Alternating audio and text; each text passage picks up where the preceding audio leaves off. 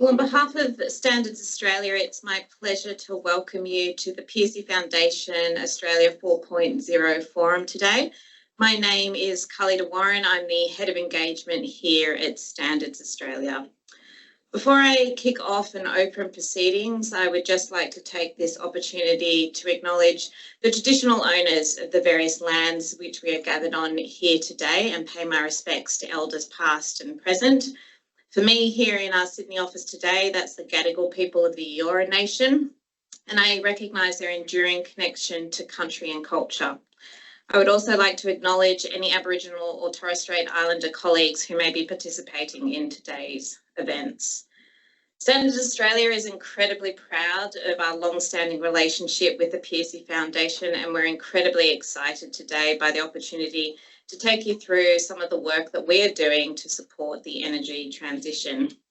Now, I know for many of those who are in the room, the energy transition is not something new. It has actually been upon us for a very long time.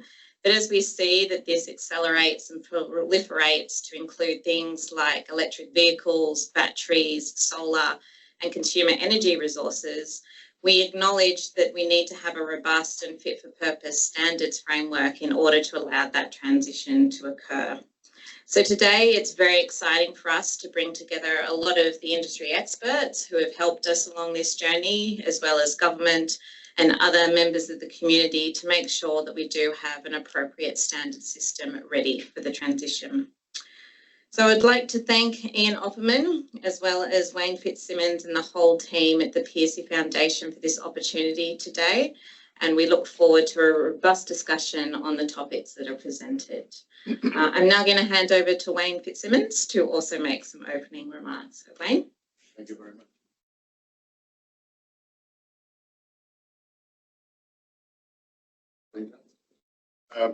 For those of you who don't know who I am, I'm the chairman of the Pearcey Foundation, fairly long association with that, and on the committee that Ian chairs with respect to the Australia 4, where we're looking at the digital and data aspects of the transition to net zero. So just a little bit of background for those of you, in case you haven't heard this Pearcey story. I won't bore you too long, but in 1949, a guy called Trevor Pearcey and Master Beard set to work Australia's first digital computer called CIRAC, and it's in a museum in Melbourne at Science Works. And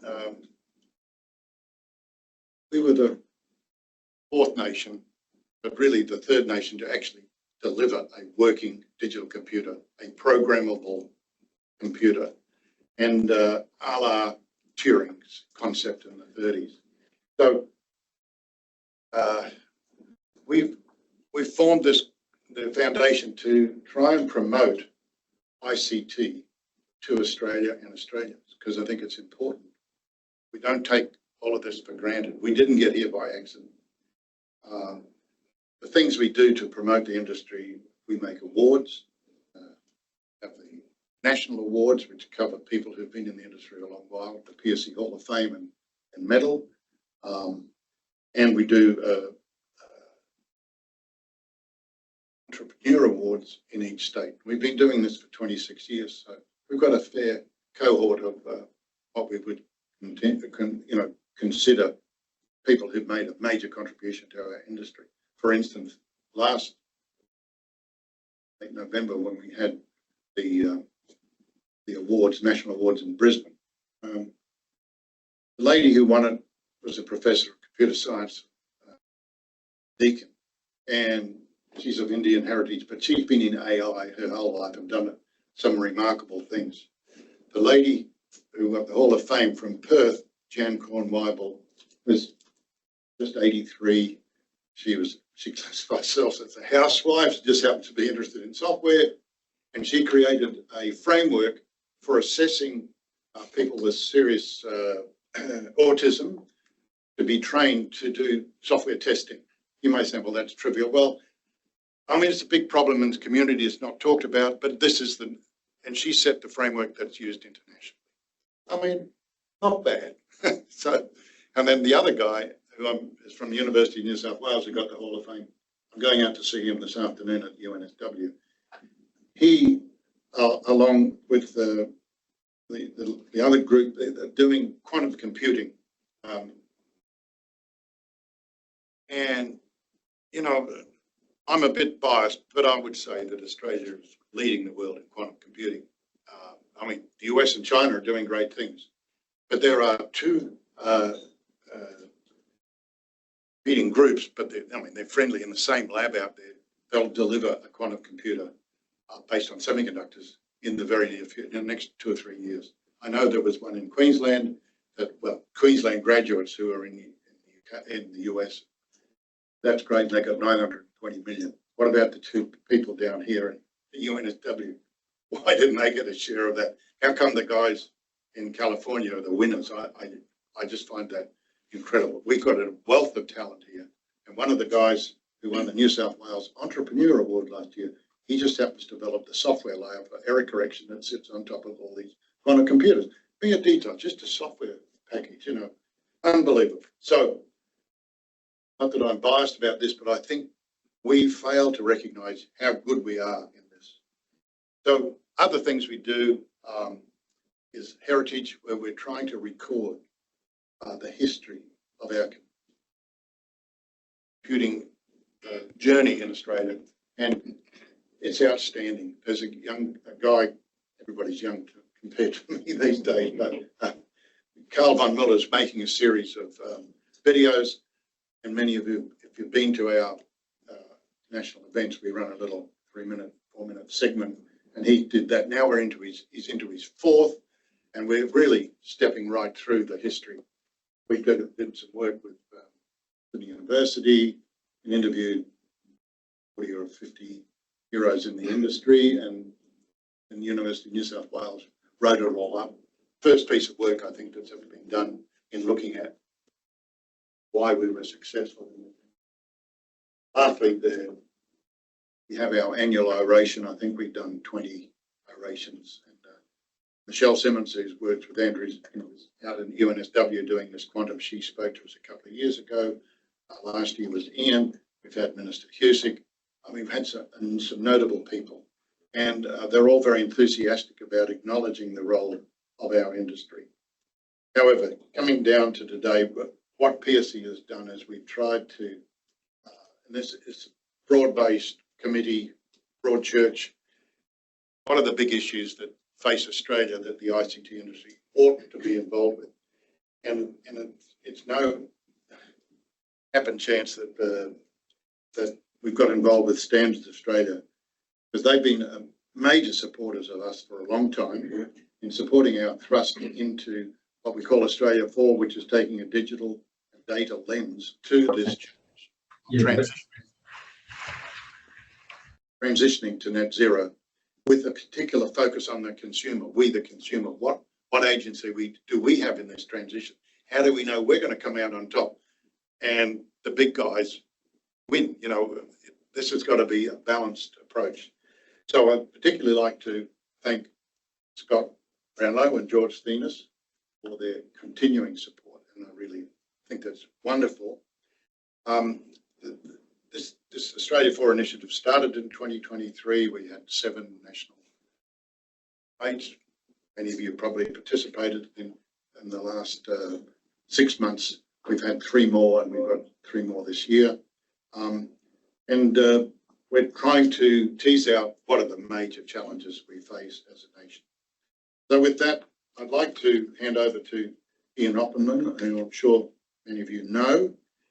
And I'd just like to acknowledge that, in case you didn't know, in back end of December, Ian was appointed the Data Standards Chair, covering digital ID and consumer data rights, MyGov, and all that stuff that is, gobbledygook to most people. But I think it's fantastic that Ian is a true professional and extremely knowledgeable and competent in this area, and that the federal government would see finally to ask him to come and take the lead on this is great.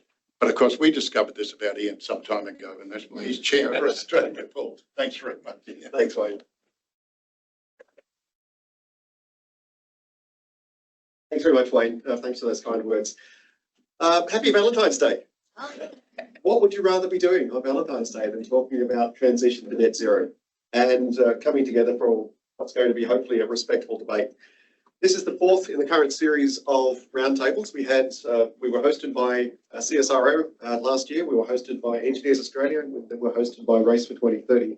And of course, we've got Standards Australia today. We've got a couple more in the series that we're currently running. And we're basically saying the same thing and asking the same questions from different perspectives each time. We've asked about the transition to net zero. What do we need to do? We are not having a debate about whether we use nuclear or whether we use solar. We're talking about what do we need to do from a data and digital perspective to get to net zero. And as Wayne was saying, that this really is in our hands. We've been asking the question also of how do we ensure that the consumer is at the centre of this transition? And there are lots of people doing lots of things. And that issue of ensuring that we win, we the consumer win through this exercise is very, very important. And so what we did during the first phase of the Australia 4 activity was to try and identify what the challenges really are. What does it look like? And one of the big problems with something as big as the transition to net zero is everybody has a perspective. And everybody talks about their little bit of the barrel. And I'm doing my bit of the barrel and you're doing your bit of the barrel. But of course, if all the pieces, if they don't come together, if we don't recognise the whole barrel, it just doesn't hold water. I'm going to see how far I can take this analogy, see how we go. And so what we've been trying to do is not only identify the bits of the barrel, but also put some hoops around it and say that this is what we need to do in order to ensure that we've got the right protections, that we've got the right view of customer, we've got the right view about privacy, and really to ensure that we do make the transition to net zero in a way which benefits the consumer and which is something which is really achievable. So today, we're being hosted by Standards Australia. Thank you very much, Standards Australia. Quick declaration. I'm a director of Standards Australia, so I was delighted when Standards said yes to hosting us. I'm also the chair of the national committee body for the IEC, the International Electrotechnical Commission. I also chair the JTC1 Standards Strategic Advisory for Australia. So I spent a lot of time looking at data and digital standards. And I think standards have a really, really important role to play in our transition to net zero. Not just because they talk about electrotechnology, but also they speak to the data and digital components which are essential for smart. If we are to make something smart, it has to have data at the heart. If we're to make something safe, it has to have cybersecurity at the heart. In order to make something really be able to be adaptable and flexible and cope with the greatly increased complexity associated with a smart network where energy flows in multiple directions, where we are prosumers, we produce as well as consume, and we can change those roles multiple times in a second, then data and digital is absolutely at the heart of everything we do. And seeing how quickly the world is changing in terms of new technologies such as AI, it's also really important that we have our arms around the implications of that.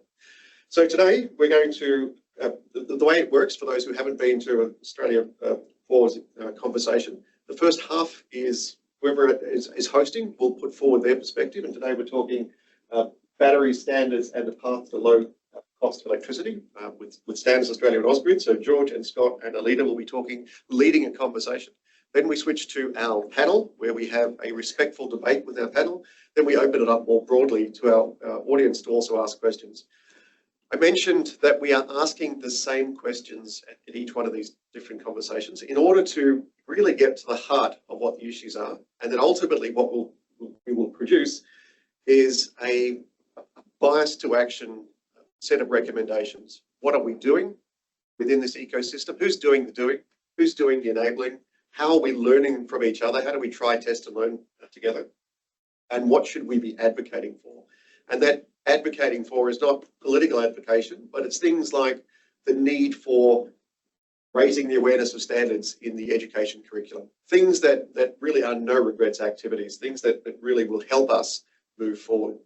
So without further ado, I'll say thank you very much for your kind attention, and we're going to hand over now to our good friends at Standards Australia. George.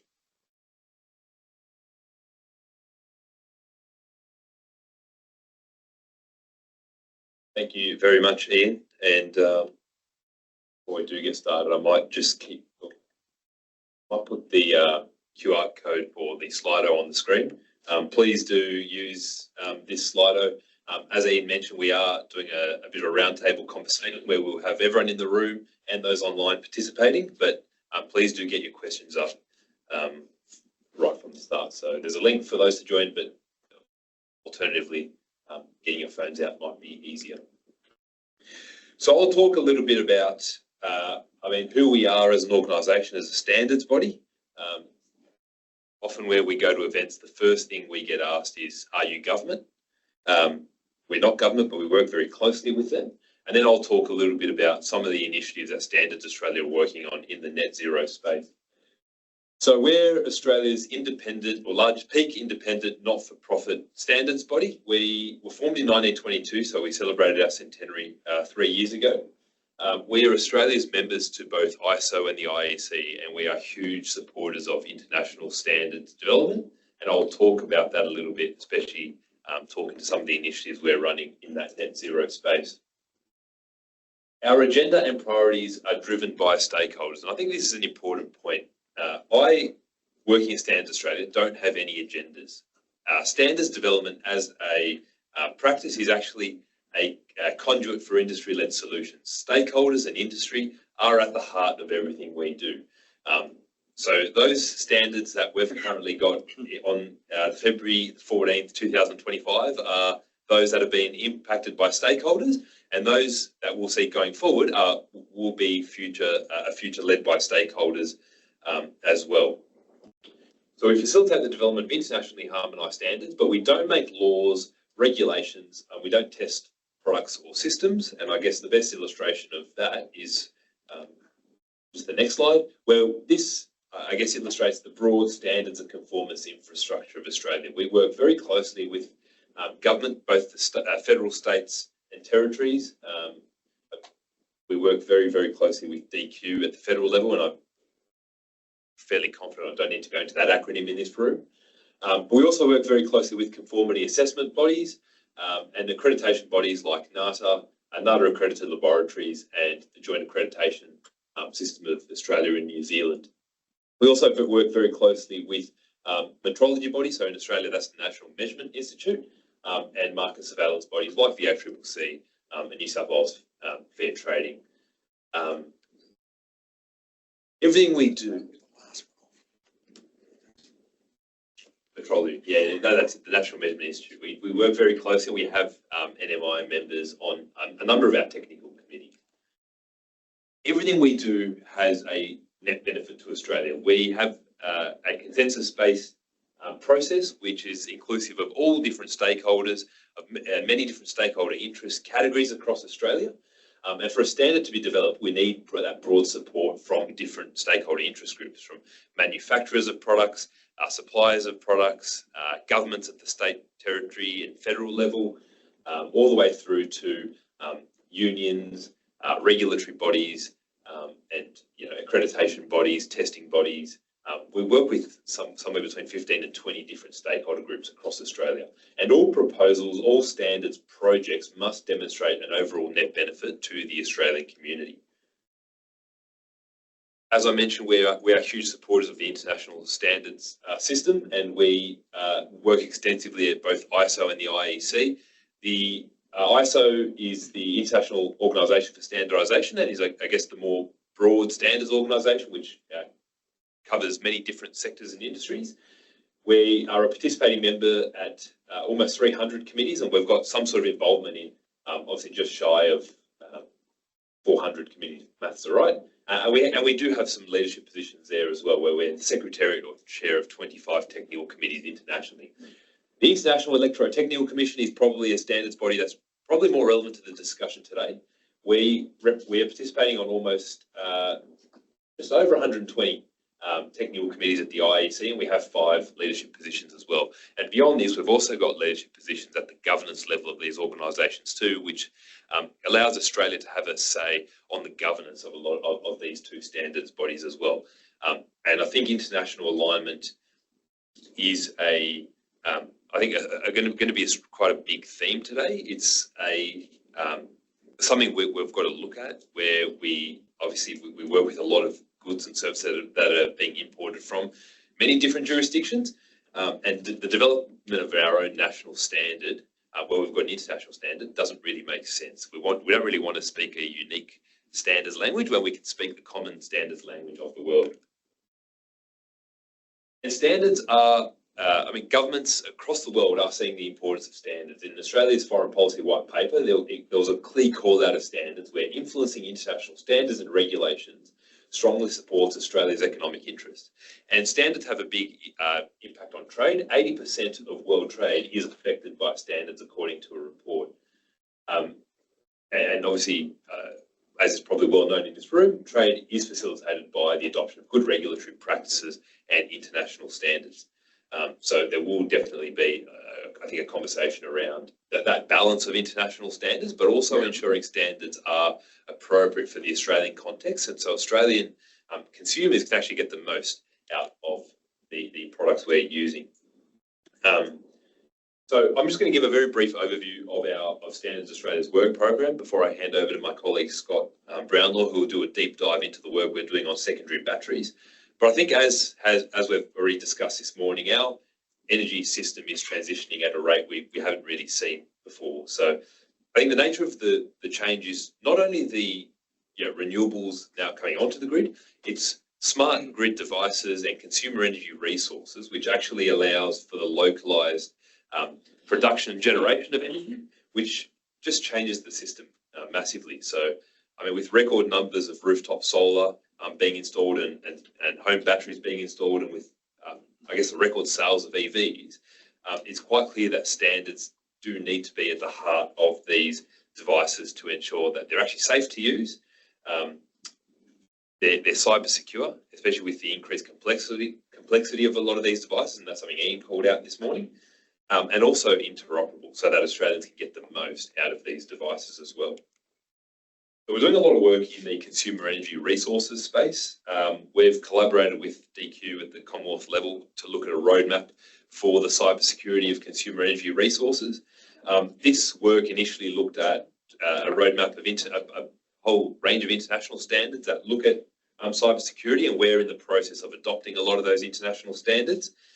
In terms of next steps, we are still working with our industry partners and government on what next steps might look like, and whether we actually need a national document that incorporates the Australian rollout of CER, or whether we align on international standards, which is a process we've already gotten underway.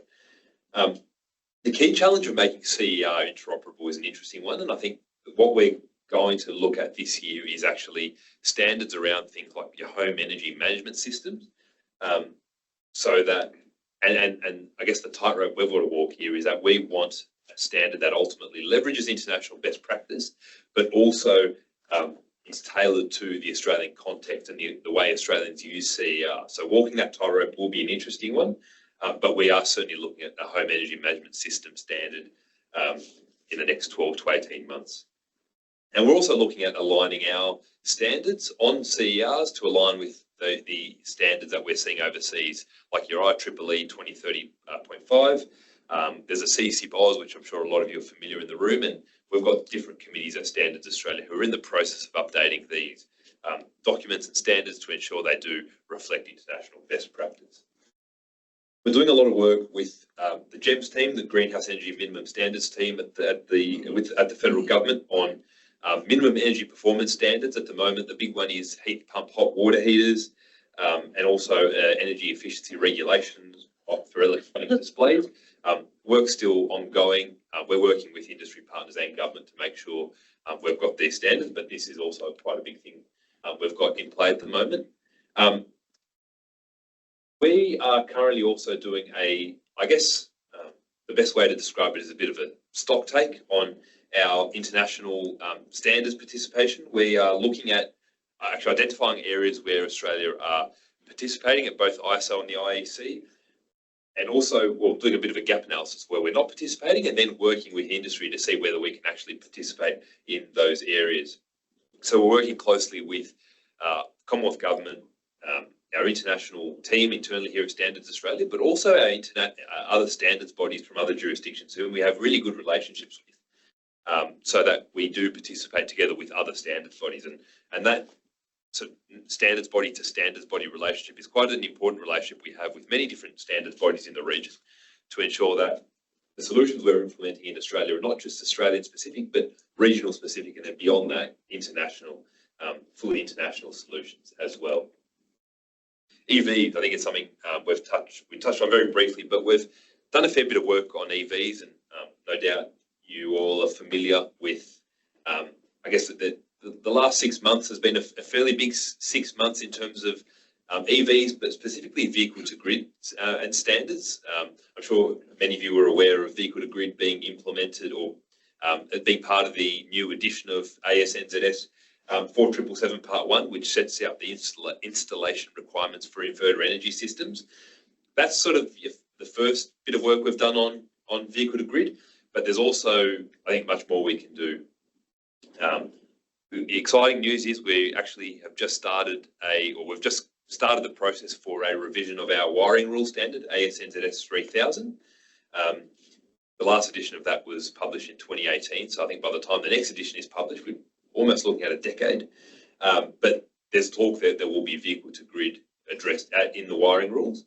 But beyond just the Australian standards and 4777 Part 1 and ASNZS 3000 are huge standards. Adopting standards like ISO 15188, which defines that vehicle to grid communication, and the OCPP standard, which was very recently put in, there was an IEC adaptation of that, are also things we are working on, and we're working with our industry partners. We have an electric vehicle technical committee, and we are looking at adopting those standards and making them appropriate for the Australian context as well.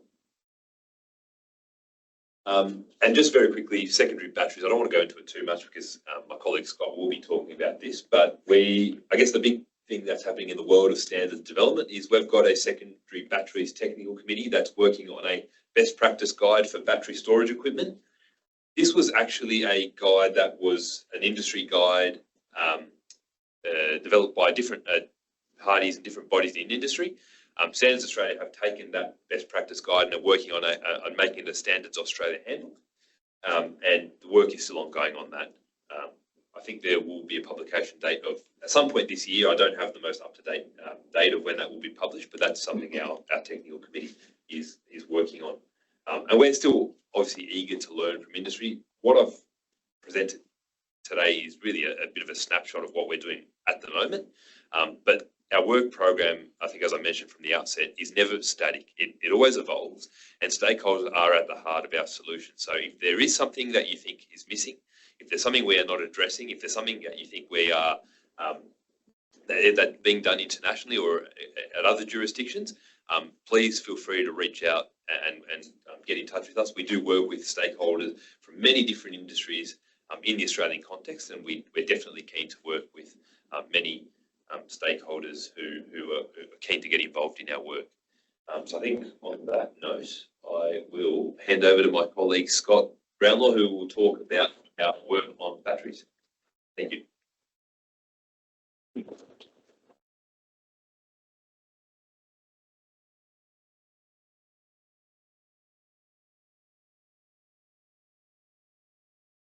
Thank you, George.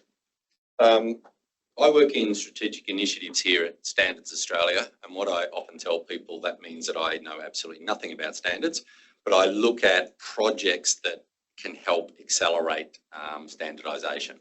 So I look after the energy transition portfolio, so that covers a whole variety of things. So today I'm going to talk about our battery projects relevant to today. So the future success of renewable energy is really going to be dependent on energy storage, so batteries. So and Standards Australia has been really active in terms of the secondary battery sector. So I'm going to talk a little bit about how we view the energy transition. I'm then going to step into the recent work that we have been involved in. Right. So as Ian mentioned at the outset, the energy transition is highly complex. So it requires the integration of renewable energy with electrification through to energy storage that we'll talk about today, while also enhancing energy efficiencies as well as modernising the ageing grid that we have here in Australia. So balancing these interconnected elements really demands a coordinated, innovative approach. We need regulatory alignment, and we also need to obviously invest in terms of getting a resilient and sustainable energy future. So as I mentioned, strategic initiatives, we've been looking at really where we see potential gaps in the energy transition across the various elements that are highlighted here. And it's really then about us developing projects that we think can accelerate standardisation. So what I mean by that is, as George mentioned at the outset, standards development is often one standard at a time. So the projects that we run, what we try to look at is a whole area and identify the gaps that we can see. And that project then is about how do we fill those gaps. So we're trying to accelerate what we need to do because we know the energy transition is happening. We know that we have little time to do it. So at Standards Australia, we're looking at ways of which we can help accelerate that. There are several areas, and you'll notice, and I deliberately did this in terms of the diagram, several areas that really, there are going to be gaps and we really need to work on. We just haven't even got around to that yet. And one is on grid modernisation. There are going to be significant gaps in standards there. And the other one that's often left out is around energy efficiencies. Because not only, you know, with the electrification of vehicles that we're putting onto the grid, the other element of that is literally reducing the amount of electricity we need. And there'll be standards, of course, associated with that as well. So in terms of what we see, sorry, the slides are just out of sequence for me here. In terms of our battery program, which is before the National Battery Strategy came out, we sat down at Standards Australia with the idea of looking at batteries and where we saw the gaps in the standards.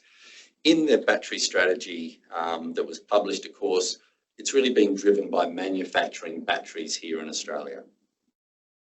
So when we then look at the standards, if we're going to do that, because we don't do a lot of that in Australia, when there are effectively 6 broad areas that came up. One is around mining, so we need to look at the standards around mining, critical minerals and the likes.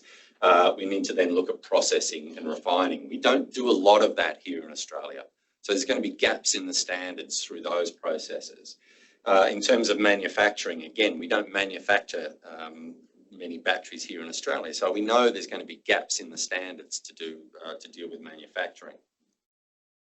Then in terms of end user safety, you know, we need to look at the current battery standards we have to ensure that they're safe and they perform well and they're deployed in a safe manner as well. And then finally to also add in there import and export. If we're going to manufacture batteries here in Australia, we have a lot of the critical minerals, but we may well have to import specific minerals, or we may have to import components of batteries into Australia. So there's going to be some gaps in the standards there. And equally, we might want to export whether it's refined product instead of raw ore, or we might then want to export our batteries overseas. So we know there's going to be standards associated with those. And finally, at the end of the supply chain is really the reuse, repurpose and recycling of batteries. We have to be able to deal with that. And I'll talk about one of the projects that we've undertaken there. And just to clarify in terms of the terminology up front, I think we all understand what recycling is. We know in Australia our lead batteries are recycled really well. I think it's over 90% are recycled. We don't have the same with lithium batteries at the moment, or lithium-ion batteries. But at the other end of the spectrum, there's a concept of reuse. So a good example of that is if an EV is in an accident, an EV vehicle is in an accident, that battery can be taken out of that vehicle and it can be put into another vehicle. So it's simply reusing that battery for the same reason it was manufactured. Repurposing is a slightly different thing, but if I use the same analogy, an EV vehicle's in a crash, it's an older vehicle, the performance of the battery has declined. That battery can be repurposed as a home battery. It doesn't need as high performance. So it's that concept of repurposing, because we know from the circular economy, the last thing we actually want to do is actually recycle the battery. That's the last thing we want to do. So there's opportunities and options before that. But of course, that means that there are going to be gaps in the standards there as well. So the way that we structure our projects is around this area of getting undertaking some mapping research. It might seem obvious that we would want to see what standards are in place, but it's more complicated than that, because obviously there are specific battery standards, but in addition to that, there are other standards that relate to those that aren't necessarily specifically battery related. So we need to identify those. So I'll talk in more detail about mapping, but that mapping of the standards is important in order to identify the gaps. What we do with these projects then is put together an advisory group. Of industry, government and technical experts, so that we're actually getting real world insights into where we see needs in terms of standardisation. We then obviously conduct a gaps analysis so that we understand where those gaps are and then how we can then deal with those gaps. And finally, these projects tend to end in a series of recommendations. Those recommendations might be as simple as we should adopt an international standard. It might be that we need to modify an existing standard to deal with that gap. It might mean that we need to develop a new standard from scratch here in Australia. But equally, some of those recommendations might deal with highlighting areas that we actually need to do existing work in, areas that either are gaps or we don't fully understand. So these projects are really important to help us accelerate where we need to be.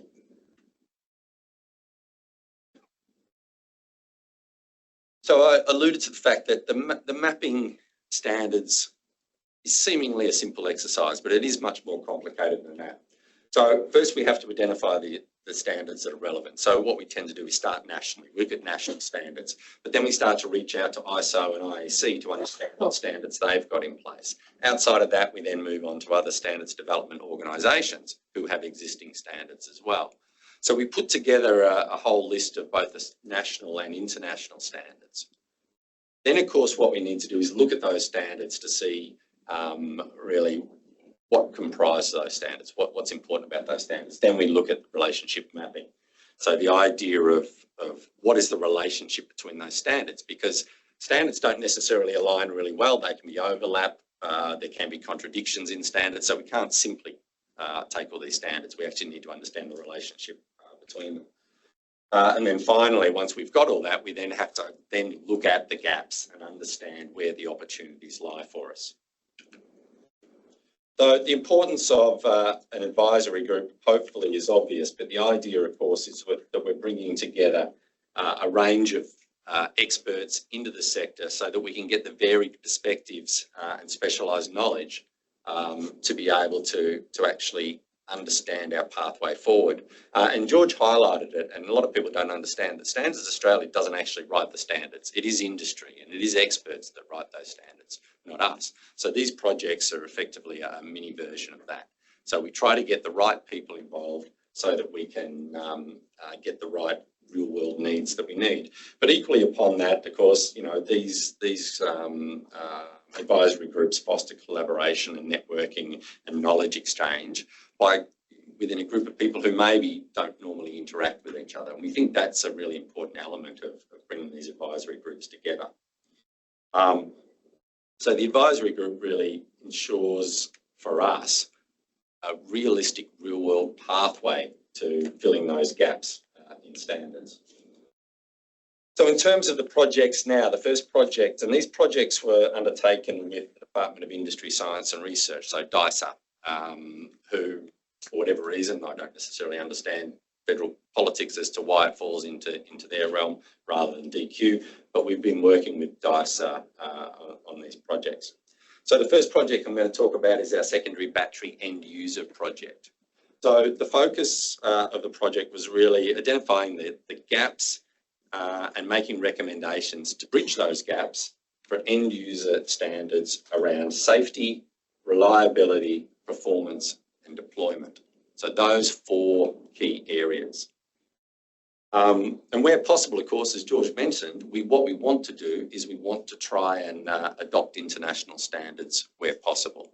The example when I first came to Standards Australia, that interoperability is really critical. And that's why your phone works when you land in another country. You turn your phone on and it works. And it's because they're using international standards to do that. So we will adopt international standards where we can. Now this project led to a number of recommendations. Some of those recommendations, as I mentioned before, was adopting international standards. We can see that in this sector that there are gaps. We can see that there are international standards that can simply be adopted that help fill those gaps. We can also see that some of those international standards aren't necessarily fit for purpose for Australian conditions, so we need to modify them slightly. Effectively, they're the same, but they're modified slightly. So those two processes are relatively simple for our standards development teams. The other thing is there were some recommendations around developing new standards, specifically here in Australia, where Australia can lead. You know, we can lead internationally by developing standards here. The other thing that comes from this work, and we keep the recommendations fairly open, is the idea that we capture what those industry experts think are other areas that we need to address. So they're not necessarily specifically looking at standards, but they're suggesting that we need to look at this part and we need to look at this part because these are going to be important areas going forward. So the second project that we looked at was looking at the reuse, repurpose and recycling. DICER felt that that was important that we get on top of this early, and depending on the reports you read, there is suggestion that we will be hit with a tsunami of old lithium batteries at some point that we simply need to deal with. At the moment, you know, there's a real gap in the standards. So this project again was focused on looking at the Australian standards and looking for what we need to do to prepare going forward. So it was really sort of aimed at promoting sustainability, efficiency, as well as safe management of handling those batteries throughout the whole life cycle. So if I look at those two projects in terms of where we are at the moment and putting them together, what these projects told us was a couple of things. And one is that not all standards landscapes are the same. So for example, with end user safety, what we established from doing the mapping and through the advisory group that our secondary battery standards in Australia are relatively robust. They're relatively strong. We have Australian developed standards in amongst that, specifically for us, but superficially they're relatively strong. And importantly, where some of those, but there are gaps, but importantly where some of those gaps are, international standards aren't always in direct alignment with those. So it's not as simple as adopting international standards, particularly when we have national standards. But what we want to try and do, of course, in Australia is we want to leverage our research and development and our innovation so that Australia can be a global leader in standards development. So we can show the world and help drive the world through this energy transition through our standards. And what that does for us internally, of course, is that strengthens our industry practices, it strengthens our regulation, and it means that Australia is a leadership in terms of batteries and battery manufacturing. So when we look at the landscape for the reuse, repurpose and recycling project, it's a completely kettle of fish. There are virtually no standards in Australia specifically associated with lithium battery. There are for lead acid batteries, as I mentioned. We've got a really strong industry around that, but there's almost none related to lithium batteries. And in the mapping, when we extend out to international, we find that equally there is, I think it's a technical term, but bugger all international standards associated with lithium battery reuse and repurpose specifically. There are some standards related to recycling, but there's a real gap in terms of where this is going. So there's a lot of work that needs to be done. And again, in this case, you know, there are some international standards that we can adopt relatively quickly that are in place, but there's still a lot more work that needs to be done. So hopefully this shows a little bit about what Strategic Initiatives is doing and what we're doing to help try and accelerate standards development in preparation for what is going to be you know, a really complex situation with the energy transition. Now, one of the things, of course, that these projects are highlighting is we're still working on some really base level standards. We're looking at safety, reliability, performance, deployment. We're still looking at some of those real basic areas, and there are gaps in the standards there. And as Ian alluded to at the start, we haven't even really started to get into data and digital and consumer issues and benefits at the moment, because we're still working at that base level. But hopefully you can see from these types of projects, which are government funded, we can help accelerate standards development going forward. So thank you kindly for that.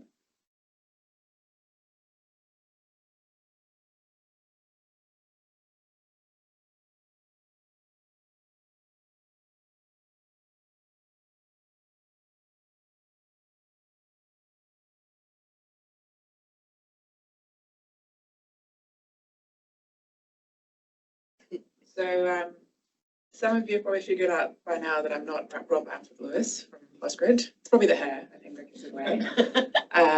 But I was absolutely delighted when Rob asked me if I could step in for him today. I think it's such an important and timely topic. So thank you everyone for being here and for listening in, and to the Pearcey Foundation of South Australia for hosting us today. My name is Alita. I'm the head of DSO at Postgrid. And what that means is that I get to spend my time thinking about how the grid needs to transform and how the grid will operate in the future when we have a highly distributed, digitalized energy system. So as I reflected on what to share today, I thought it'd be good to bring in a bit of a customer perspective into this complex space, because it can be quite helpful in a complex space to bring that in to really go back to the basics of what it is we're doing and why we're here. However, having been in the energy industry for 15 years and having an acronym in my title, I know that I've long since lost customer perspective myself and can't really claim that.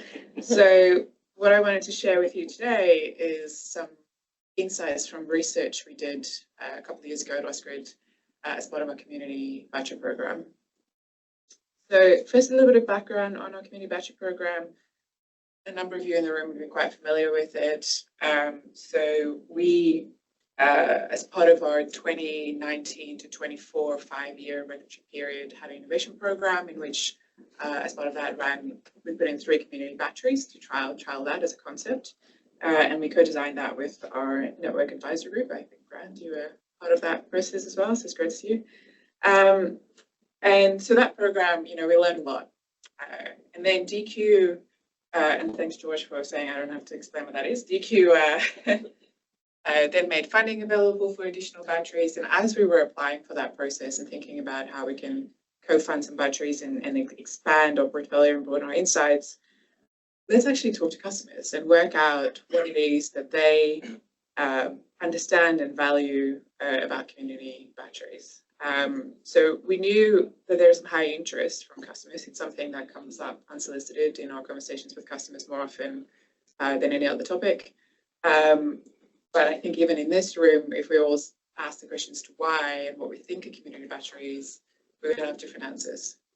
So we did it through focus groups. So we thought it'd be really good to sit down and have an extended period of time with people to unpack what it means and to see how they interacted with each other as well.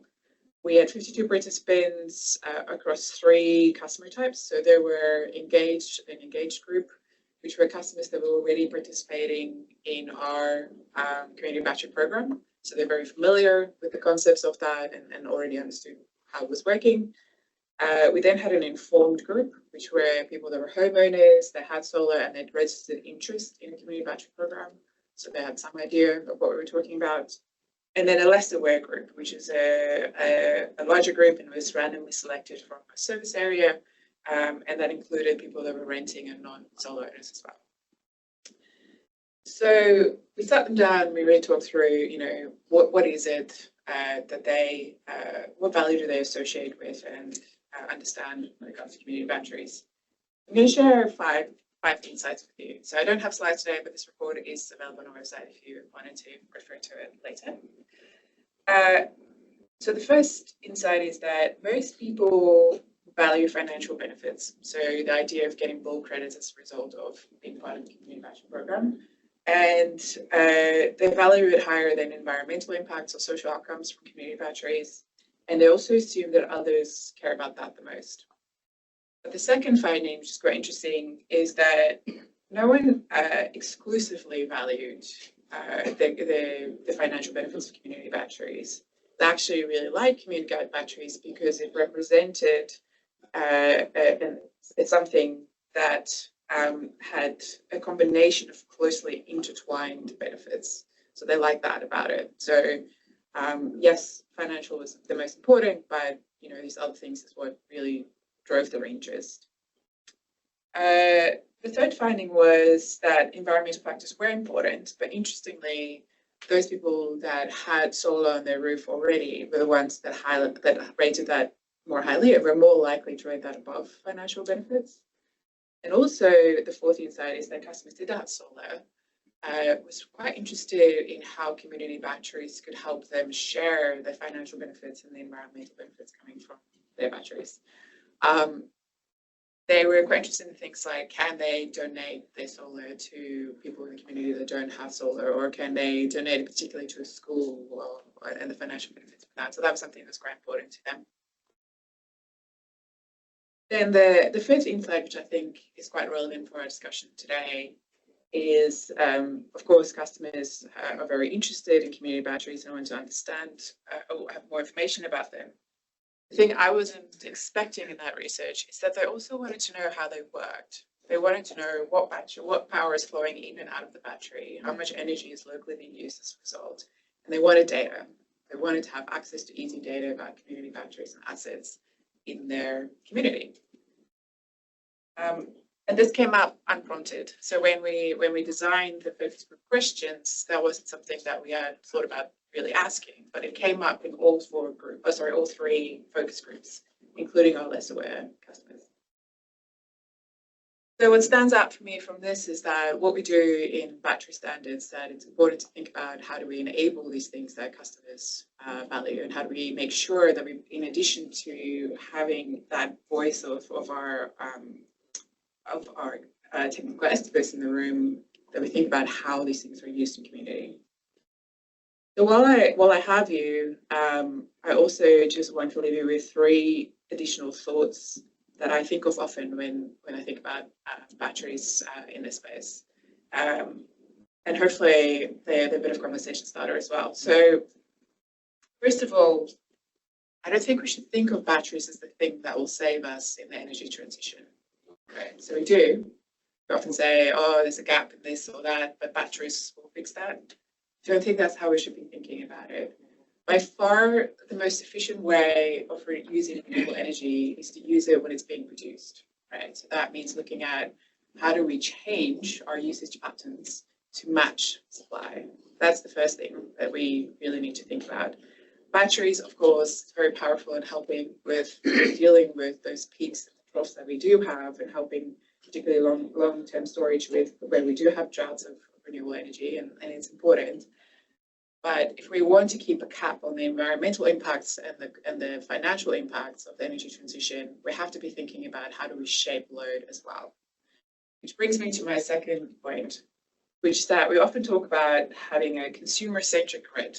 As this conversation we need to have with customers about what do they want from their grid service, or how do they want to interact with the energy industry. They don't want to interact with the energy industry, but we need them to. We absolutely need them to. We need to be able to shape load. We need to be able to have smart consumers and give them what they need in order to do that. So what we should be asking ourselves in this space is, what will it take? So instead of asking what do customers need in order for them to do what they want to do, it's like, what will it take for us as an industry, or for customers, for us as an industry, to meet customer expectations? And that includes things like everything working seamlessly. We know that doesn't happen today. You want customers to participate, you want them to sign up to smart programs and be participate actively in the market. It's going to be easy for them to do that. They also need to feel like their electricity experience is transparent. So how they read their bills, what their devices are doing, what of their behaviors, what impact their behaviors are having on their cost or emissions. They need to feel that that's easily accessible and understandable for them. And then value. So clearly there needs to be a simple value proposition for customers with appropriate risk and benefit sharing. And I really see that as a key role for our retailers and our customer agents in the industry to make sure that we think about that and that, that value is shared appropriately with customers. The third thing that I do think about, which, Scott touched on a bit as well in his talk, is how do we collaborate internationally? International standards like Matter and Thread are evolving in the smart grids, in the smart home space with companies like Apple and Google and Samsung driving that. And those things are going to hit Australia, whether we are ready for it or not. Ausgrid is a founding member as well of the Mercury Consortium, which really is around defining functional behaviors for customer energy resources when interacting with the grid. It's a national consortium. And I'm on the technical working group for that. And I have to say, they talk about standards internationally in different countries, and I have no idea what any of the acronyms mean. So we're still very far away, right? So we talk in acronyms in Australia, and they do internationally as well. And I can tell you what, we all have the same conceptual ideas, but we all use very, very different standards to implement the aerospace. So that's a few thoughts I wanted to leave you with. Thank you.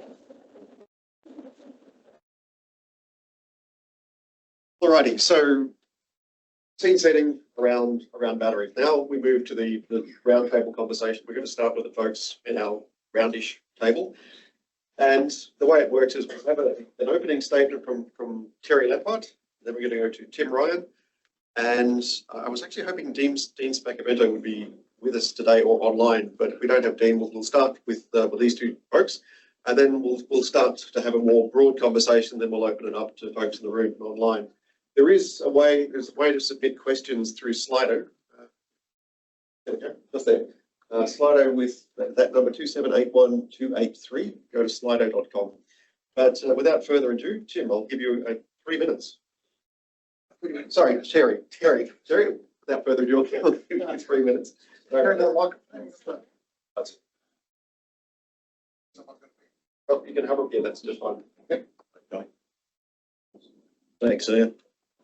I just want to quickly sort of talk about a few challenges in the operating environment that serve as constraints of the sort of rapid rapidity of the energy transition. The first obstacle, I guess, is that under the federal model, we have a federal electrical safety regulatory framework and 7 individual jurisdictional electrical safety regulators.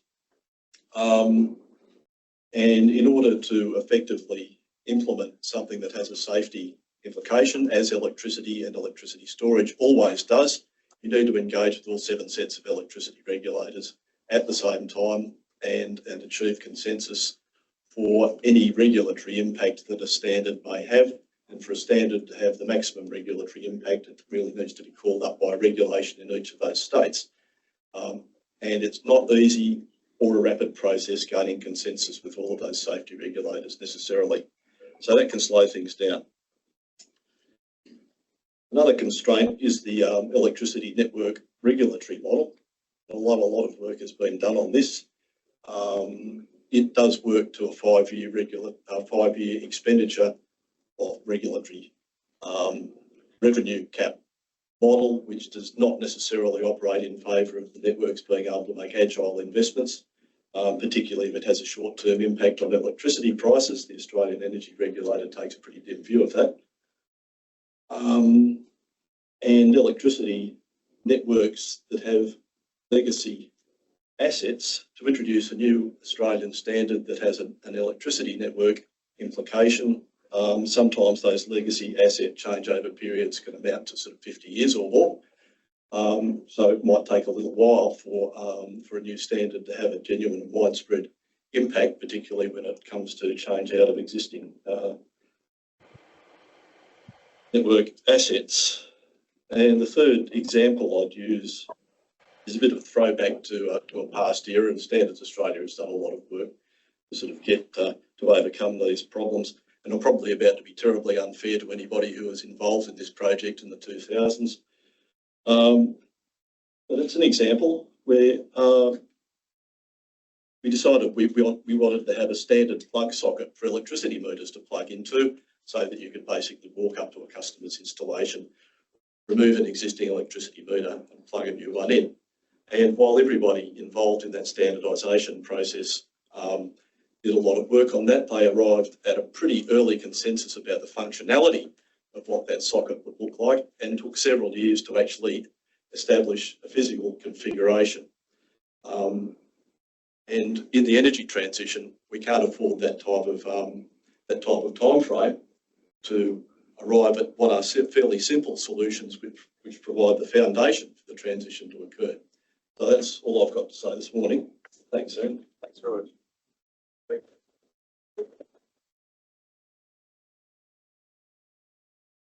Thanks. I might take that last point of yours as a seg to the start. One of the perspectives I've got from the consumer perspective. So the three main manufacturers that were involved at the time, at the beginning of that process that Terry's talking about, the actual companies were actually all enthusiastic about the idea of having an electromechanical interface to put a new meter on and being able to work simply. I thought that was great. However, once standards went into the process, and we think this is great too, we'll make this a standard that every meter manufacturer has, and they can connect their meter onto it. The howls of terror were extraordinary. So we have a real problem in this, and we get into some of these standards issues around ensuring the consumer outcome is beneficial. So at the moment, what we have, and we're about to have an accelerated rollout of smart meters in Australia, is basically someone attaching a Trojan horse, like a limpet mine, to the side of our house. So we have an issue around that, what we're trying to do. There were some great points made by both George and Scott, I suppose I'd like to touch on. George led us through quite a big list of stakeholders and services and how we can try to bring a standard to exist. None of that list at the beginning did George mention the consumer. A little bit later, he did talk about net benefits for Australians and the consumers being used about it. But it's a difficult conversation to have in this, but that example that Terry started on and accelerated a bit is a part that we need to take forward on. Pearcey Foundation and the work of Australia for is very much about consumer centricity or consumer agency. Take the choice of the word that you want to use and how it operates. We want to see outcomes. So part of this is a discussion about batteries. What sort of batteries? You know, is it a standalone battery that is sitting in our house?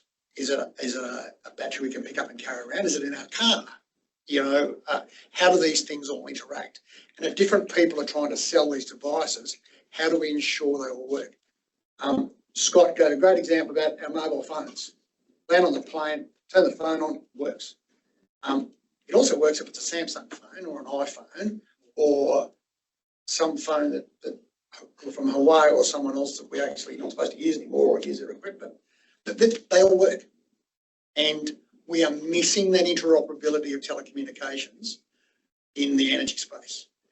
The leader touched on benefit of the consumers about trying to get them engaged, but potentially doing things for them. I tend to be a little bit more circumspect. There's a lot of people out there at the moment that say, hey, we need to do things for consumers because they've never done anything in energy. I think if we look at how digitisation has affected how we use our telephones, how we shop online, how we use price matching and things, people will be engaged. And we need to look at that engagement to see how we can actually bring those services to it. There is a fundamental problem with retailers and aggregators that are focused on market outcomes and how the market works for them to make money. And that's a fundamental problem against the consumers saving money. Scott touched on the position of energy efficiency. I'd like to point out that probably the most important facet of energy efficiency is actually energy cost efficiency. The system has changed. It's changing around. We've got forecastable renewable energy. In the time frame that matters, it's not variable, it's quite forecast. So we need to look at how we forecast and use demand. And one of those key demand things is a thing called a buffer. That buffer's a battery, and they come in different shapes, different forms, and they've got to interact all the time. So our discussion today is not just about the individual thing of the safety of a battery or how it interacts with different parts, but a full interoperability as part of a system delivering consumer benefits. Yeah, that's, I suppose, where just a little bit of positioning stuff and leave it to Ian now to try and compare the market. Thank you very much, Dean. We do have Dean Spacavento online. You can just unmute Dean, and Dean, if you could give us 3 minutes of thoughts, please. So I've been working in batteries now for 12 years. The Reposits, which is the company that I founded 12 years ago, a mission has been to make electricity storage profitable so that it naturally finds itself into the grid. The way we did that was by making batteries participate in national orchestration in a national electricity grid. So that is, we now provide 15 electricity services to the grid. We get paid for providing all of those services to the grid, but fundamentally, these batteries are now providing services to the grid, which the grid requires and pays for. More and more of these services are required as we move away from fossil generation, so large synchronous machines fueled with basically dispatchable fuel sources. And the previous speaker's emphasis on a buffer is correct. Batteries don't create energy. They use a little bit of energy. There's some losses in there, but they fundamentally move energy around in time. And that's what's important when you have a system with high amounts of renewables. You get lots of renewables during sunny days. You don't get any renewables during like still nights, but you need to still make sure you can run your economy. And so the ability for batteries to participate in electricity services is fundamental to the transition away from fossil fuels.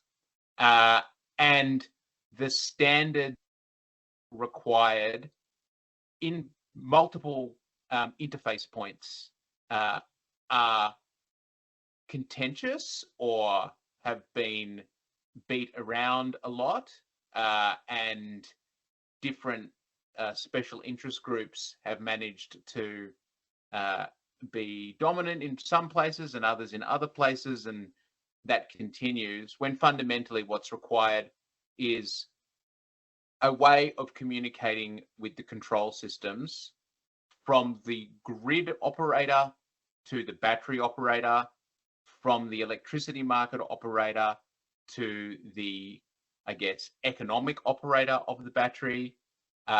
And likewise, similar standard interfaces are required with electric vehicles, which can be considered batteries on wheels that are sometimes not there. So the provision of electricity services is fundamental. The triggering, the measurement, the delivery, and the pricing of those electricity services must be standard to allow for multiple business models to operate to deliver a transition to renewable energy. Thanks, Dean. That's great. All right, folks, now we're going to move to the roundtable conversation. George has volunteered to run the microphone, and so from this horseshoe-shaped roundtable, I'm looking for some thoughts. We are thinking consumer, we're thinking role of ICT, innovation, and of course in an Australian context. What can we do for ourselves? So we get some volunteers to pick up the next line of thinking.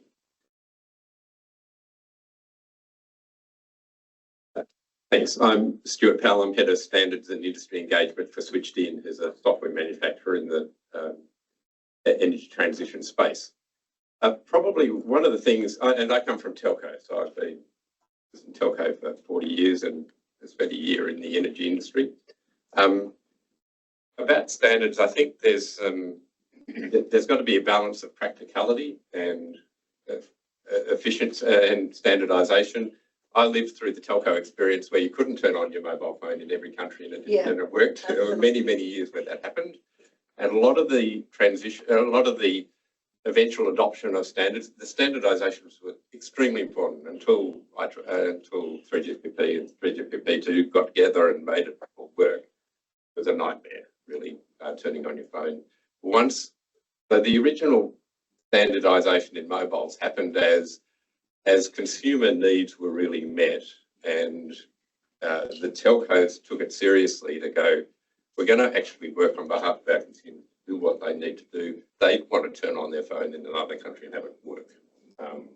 And it took, and the Americans weren't playing ball and the Europeans were good at it. But eventually the consumer voice was heard. All the interim standards that were technically pretty hopeless, terrible, got adopted and fixed and patched up and managed. And eventually the standardization happened. So now you can turn on your phone. It works on the radio, works on the communication standards and everything.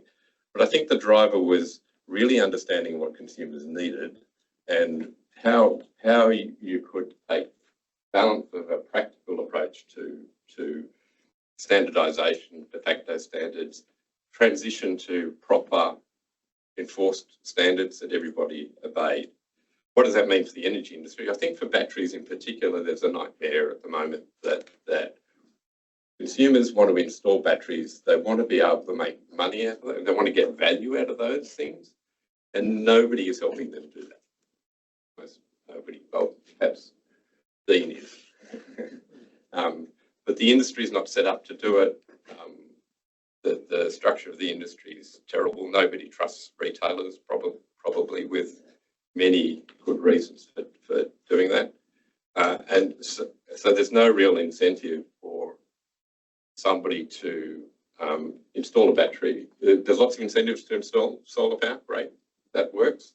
There's not enough incentive to install a battery to know that you can do it, and it would be a way for you to amortize your cost of electricity, to contribute to environmental standards and other things. Some of the things that we can do and are doing in that space is that we're trying to fix things that are relatively easy to fix, like the communication standard to the CER device, a solar inverter or a battery. There are standards around. We can whether it's CCPOS or OCPP or other standards, we can sort of take those standards and go, let's all agree to work on them together. And particularly the DNSPs cooperating and the regulators cooperating on making that happen, taking a practical approach and following up with the standards is good. I think in terms of security, I was asked about PKI, the public key infrastructure security used for CER devices. That's an existing standard. It's the only one that's there. And taking a practical approach to making that work is a good idea. If we can do that and do it with a consumer focus to go, what is it that we can do for consumers who are purchasing batteries to be able to aggregate that battery capacity together and contribute back to the grid? How can we control those devices easily with open standards and effective standards that mean that you don't have to deal with a different one every time you go to a different manufacturer?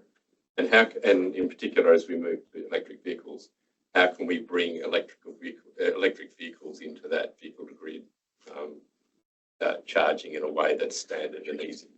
And I think if we can make it, the role of standards in doing that and making it easier for the OEM manufacturers of those devices to comply, and always with the idea of how can the consumers benefit from that would be a really good situation. Right. Could I just thank you. I thought that was really interesting. Two things. First, if you use an acronym for the first time, if you could just explain it. So thank you for doing PKI. Thank you very much for that. And secondly, when you're having your say, we're trying to develop something which is a bias towards action. So we're trying to identify in this ecosystem who's doing the doing, who's doing the enabling, how can we try, test and learn together, and also what should we advocate for. So if you have that framework in mind, that bias for action framework, if you could end your comment with a "and we should," that would be great. Right, please. Sorry, Dean. I'm going to steal your spot for a second, a leader here. So one thing I guess I've got a question for this, particularly for the Standards Australia team. When people when I talk to people who are involved in standards development, it's always sort of commentary on it's quite complex and it takes a long time. But a lot of the people that are contributing to it are volunteering their time and being very generous with their expertise. Is that sustainable? Can we reach the level of standards and the speed that we need if we don't actually put proper resources into standard development in Australia? That's a cracking question. Who would like to tackle that? Name CSIRO should be. I'll give it to George. It's a very good question, and I think it's something we are definitely looking at because, constantly relying on volunteers is, you're relying on people's goodwill, and it works to a certain point, but there is, it does become a point where it probably is unsustainable. There are a few things we're looking at doing internally. I probably can't talk to any tangible programs we're running at the moment, but I think it's something we are conscious of, and I don't think it's an Australian problem specifically. I think other jurisdictions are probably experiencing these same issues as well. It's probably something we have to look at sooner rather than later, though, and I'm conscious of that.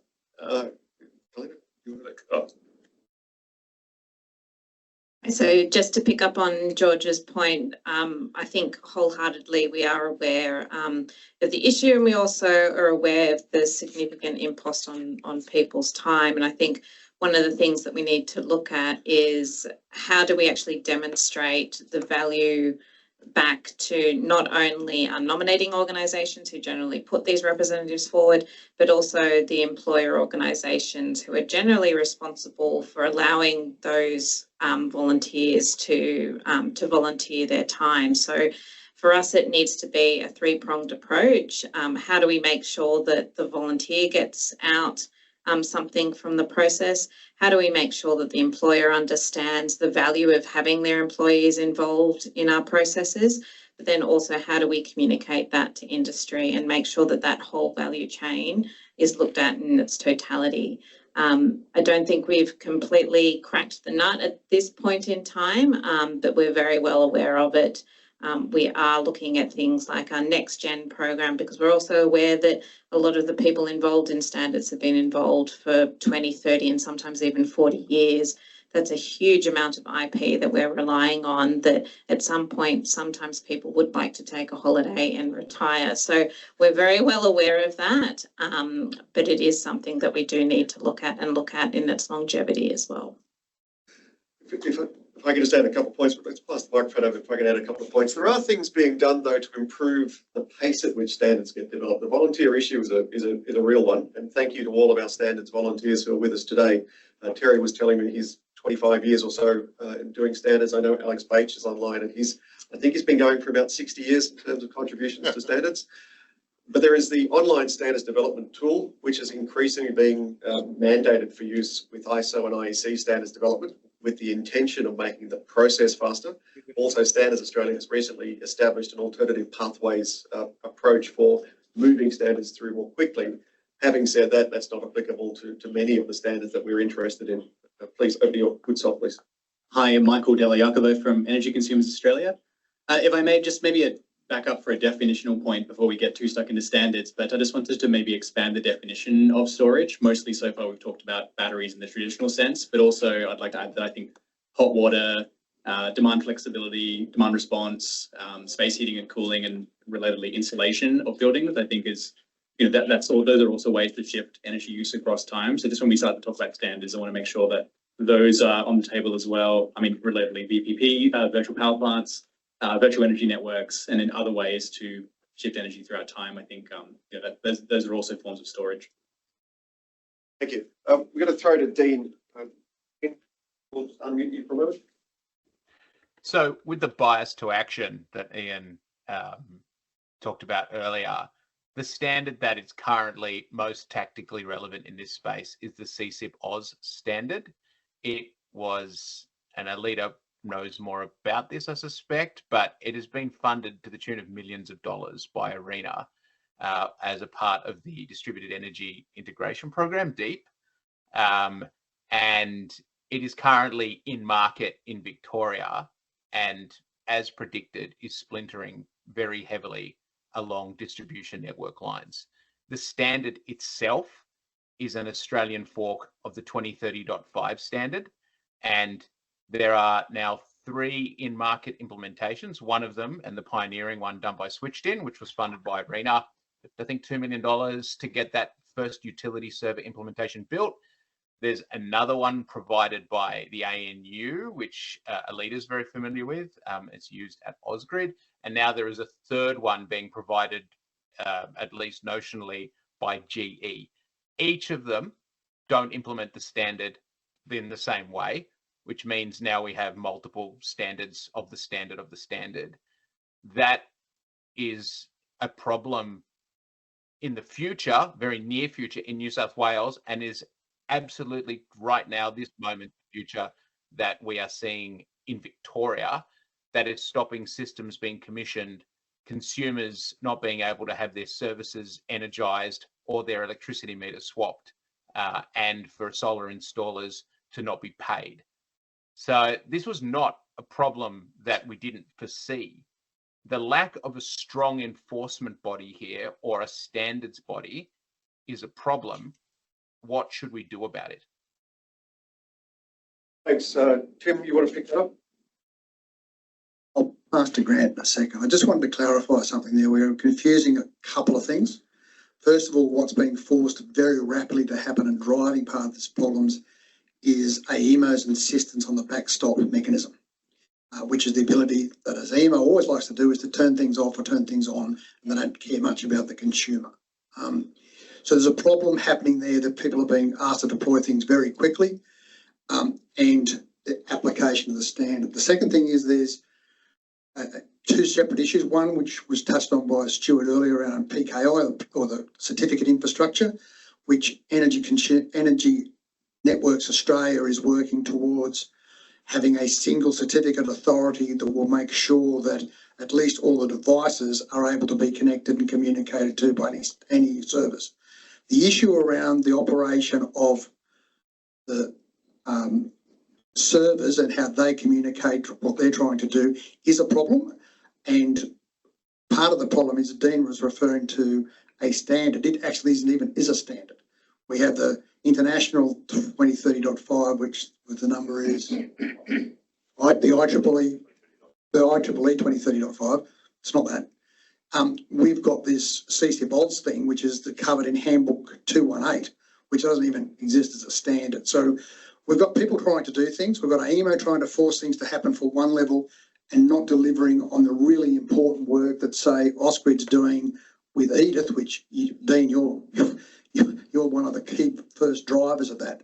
So that's an important thing to understand, and it's probably a really good bit that goes with it, because all these things have got to communicate together. But we have someone in the driving seat at the moment, AEMO, who hasn't got a neuron that is consumer-centric, let alone a bone. I'll leave that at that point and see if Grant can excel it. Don't be too controversial. In the room? Yes, please. Grant Stepper.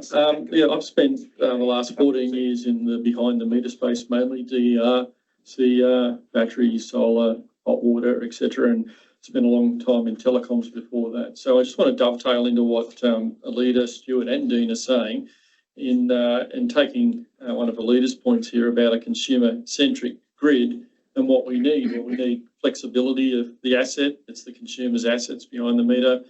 We need interoperability. We've acknowledged that. We need no consumer lock-in. Consumers need choice, and that all leads to innovation and competition. Now, one of the key things, standards can certainly deliver on paper all of that, but what we've been fighting in the industry, and I use that collective term here, is the weaponisation of standards, where we have mandatory parts of standards that vendors are refusing to allow those interfaces to be used, or they're having commercial arrangements with partners for the use of those interfaces to the detriment of consumers, such that you need to sign an NDA and make a payment when it's the consumer's asset and they're largely uninformed at the point of purchase and believe that they're getting a device that's compliant with the standard, and they have flexibility to use that and monetize that with the energy market provider of their choosing. So what I'd like to present, well, put this out to the audience, is what can we do to ensure that this is fixed rapidly, so that if a standard has something in it that's mandatory, that's there and free for all to use and not being commercially weaponised. And I could give, Tim may want to give specific examples, but I won't call out individual vendors here. Right. Do you have a, and we should? Well, we need to, what we seem to be lacking is policing and enforcement. And I know we've called up in a slide earlier that it's the state regulators. So it's, I guess, Department of Fair Trading, or what's their new name, whatever that is now, Solar, Vic, OTR in South Australia.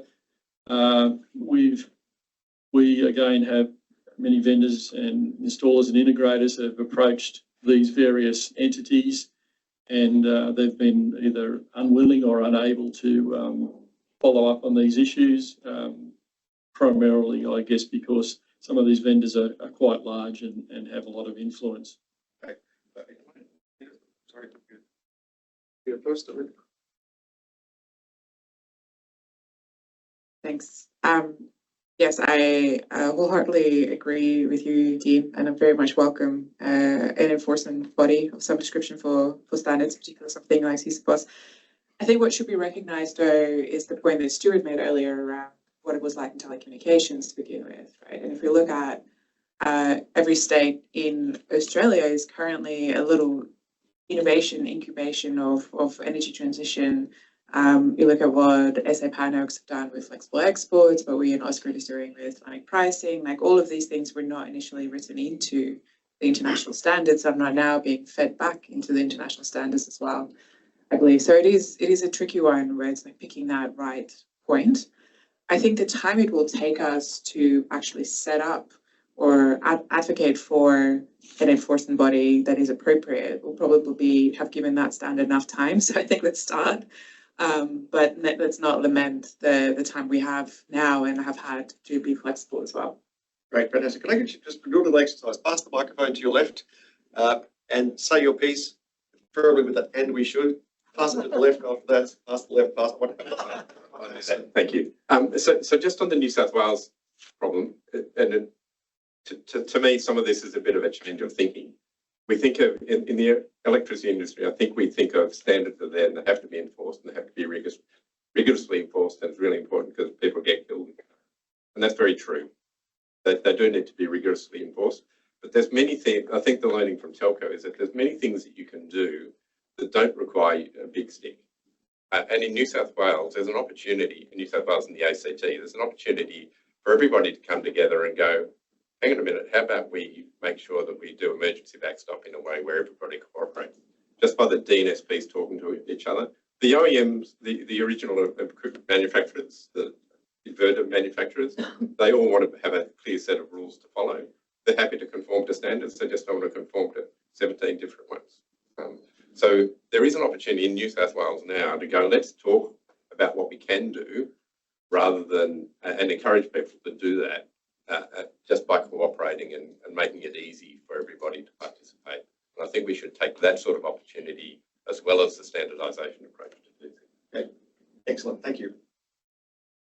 Steve Gregg, CSRO, also a background in telecoms before I came to energy. This might actually turn into a question for Standards Australia, because I'm interested in architectural standards.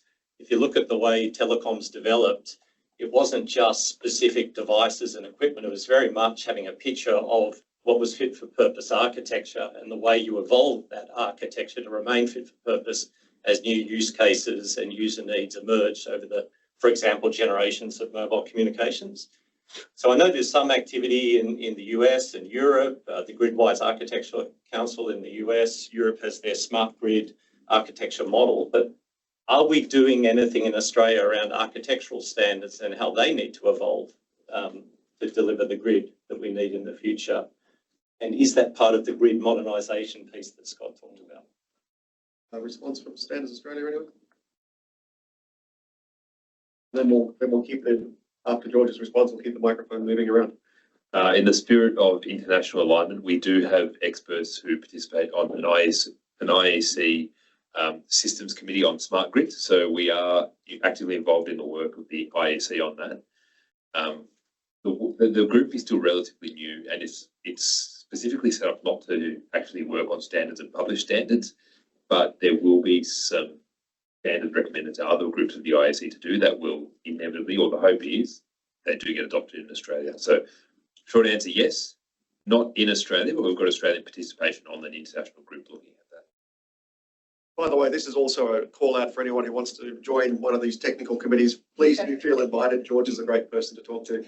You keep the microphone going. And if you want to pass, you can pass, but otherwise, thank you.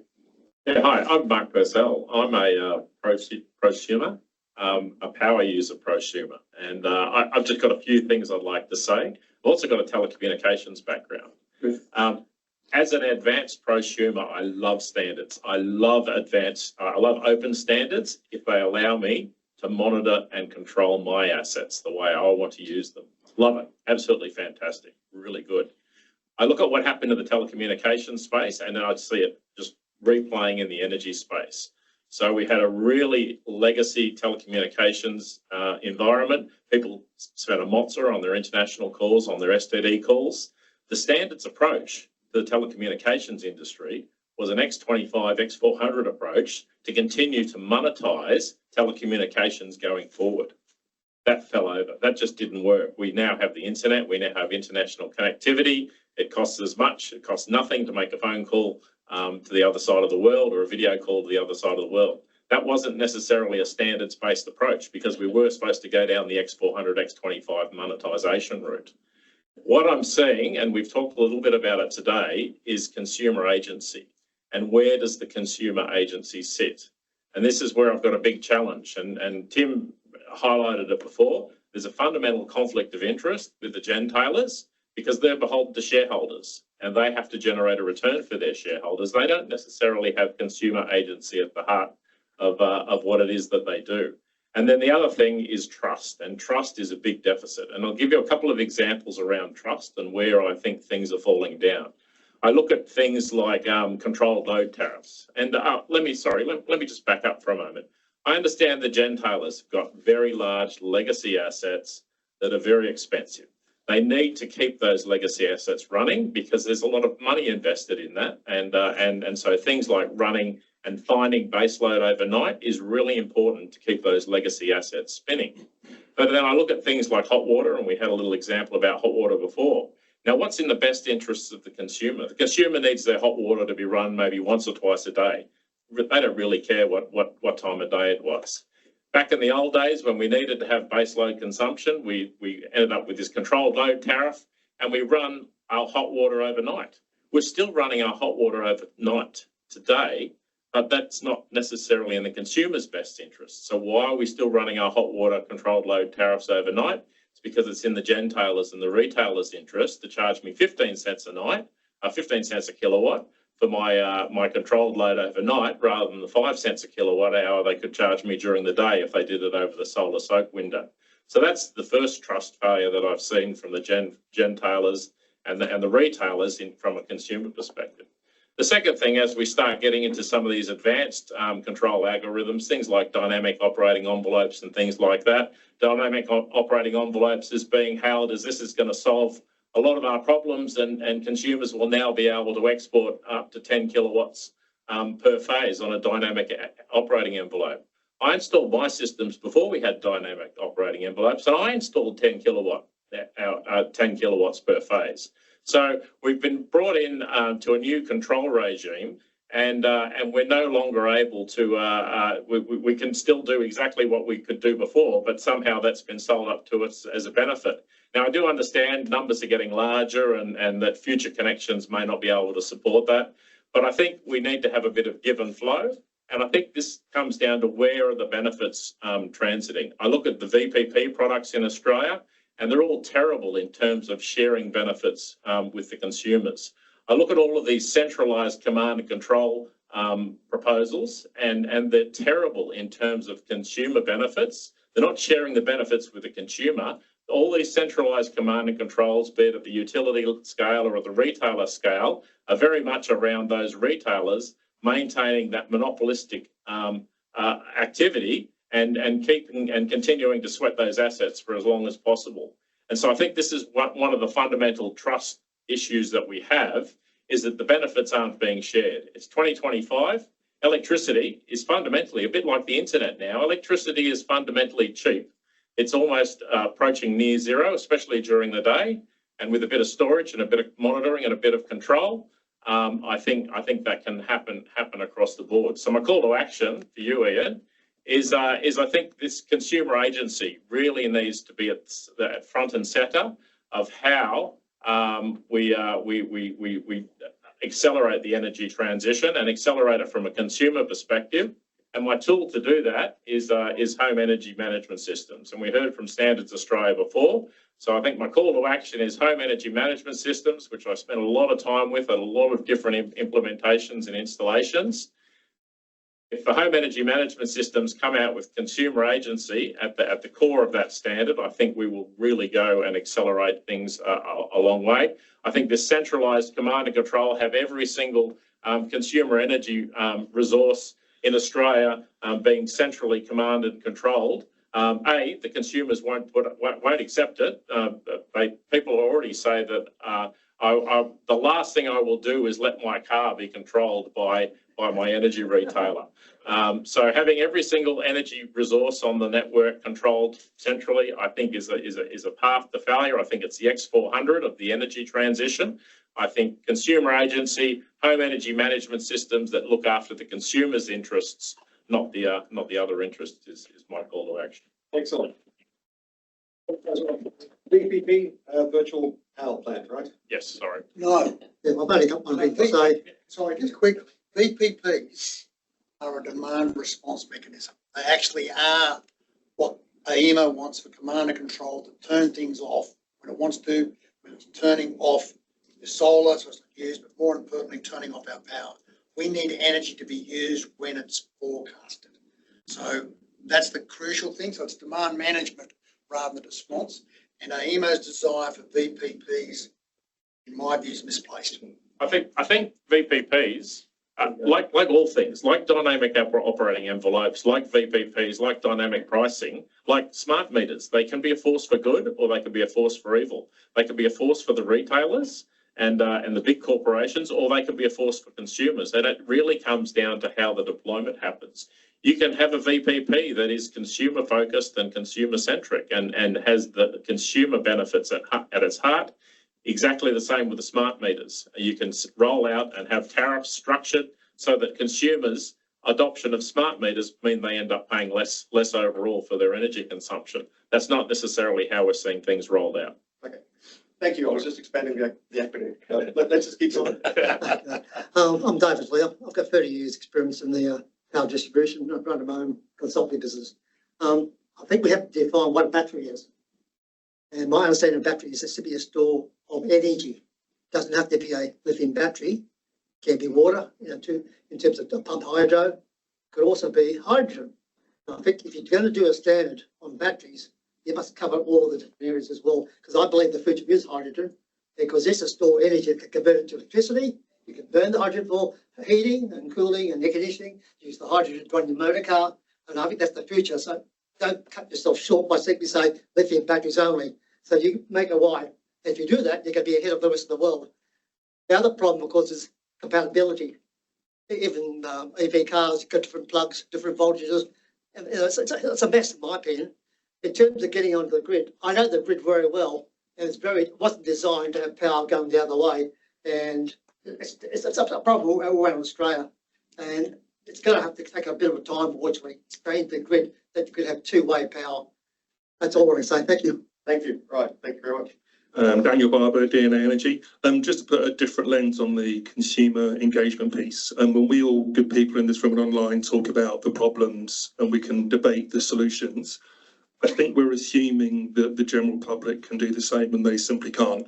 And when you remove the bleeding edges and the early adopters who can't even agree on is it demand response or demand side management or a VPP, most of the population does not understand any of the mechanics, and you can give them HEMS and you can do all this great stuff.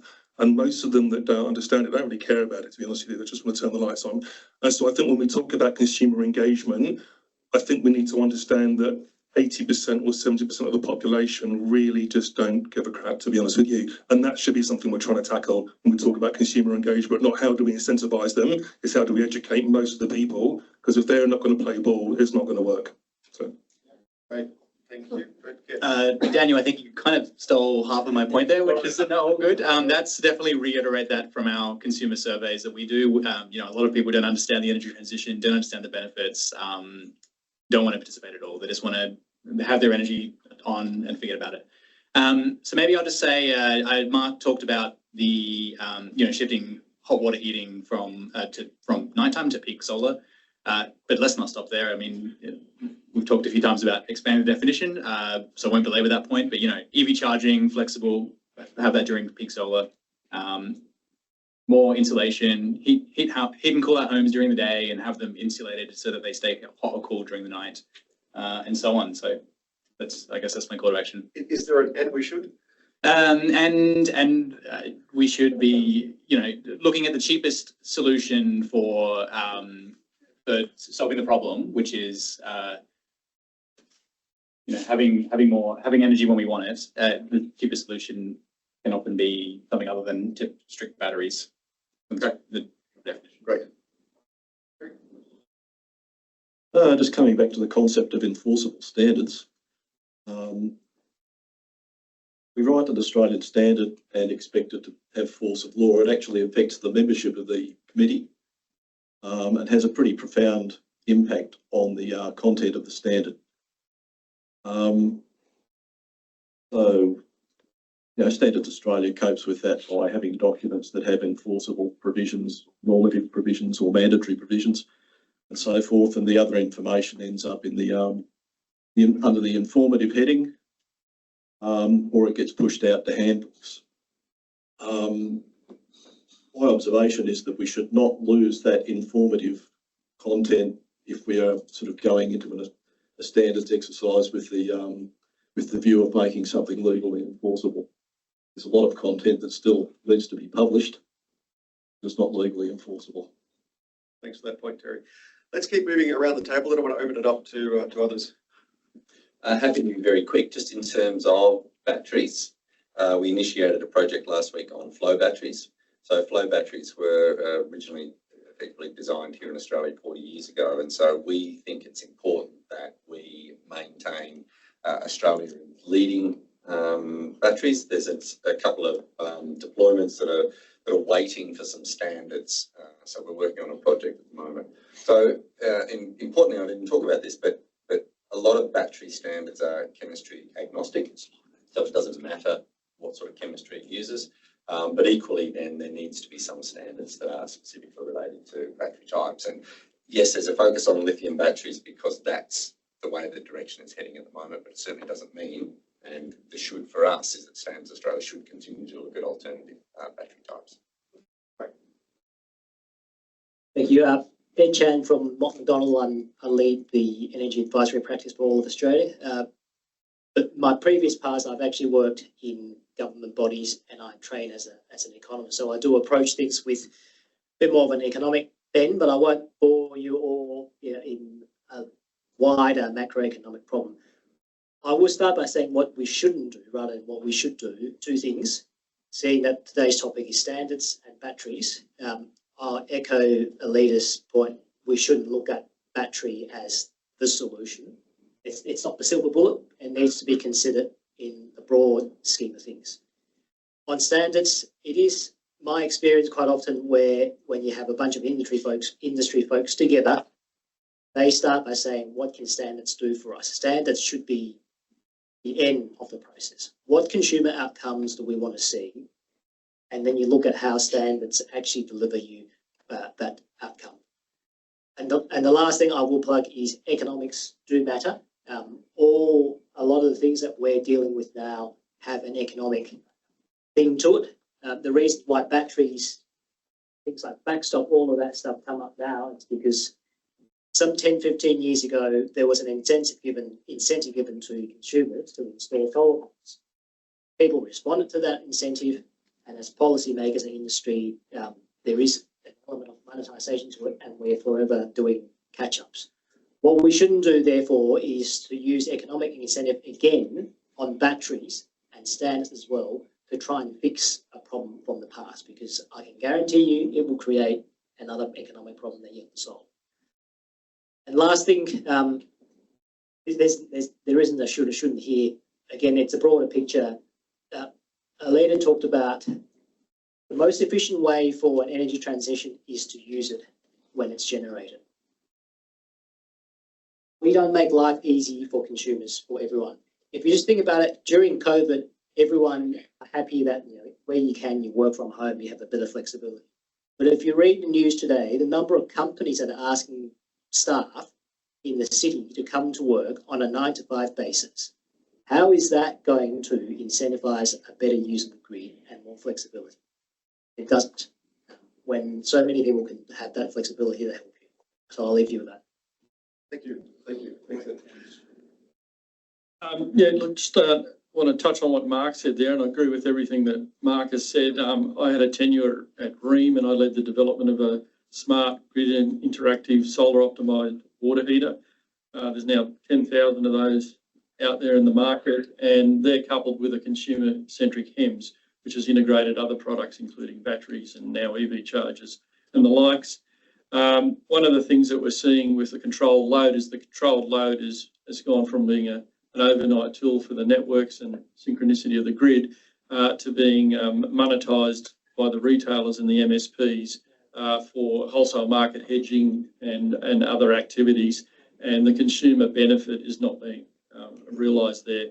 And how we can, and if anybody wants to apply to the current real-time data consultation from the AEMC, one of the things that we need is that the metering platform is not monopolised, and that platform needs to be an open platform so that the consumer can choose who they have to look after their energy resources, because there's lots of cost savings that can be made then if I can use that platform and choose my provider, and that will limit the amount of external equipment that needs to be put into homes to duplicate what the meter can do, and the meter should not be locked up with one particular group of parties.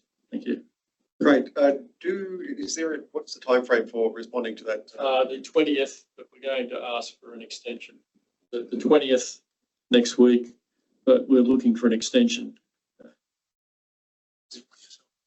Last one. Yeah, I'm just looking for the rule change. ERC 0399.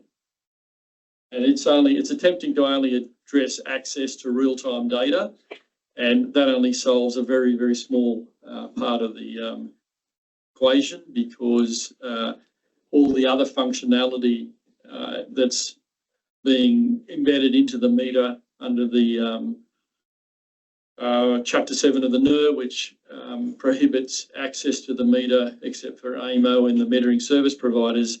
So the NER was never envisaged that the meter would be used for more than billing, settlement and maintenance. And so that functionality is growing, but it's not open to competition.